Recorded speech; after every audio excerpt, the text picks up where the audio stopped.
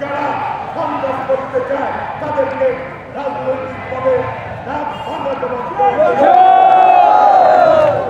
জনতা রাস্তায় নেমেছে। ওই বিয়ার শ্রমিকেরা এখন খালেদা বিয়ার শ্রমিকেরা বাংলাদেশে ফেব্রুয়ারি মাসে ২৫ তারিখ ঘোষণা করিয়ে জনমানুষের বক্তব্য থেকে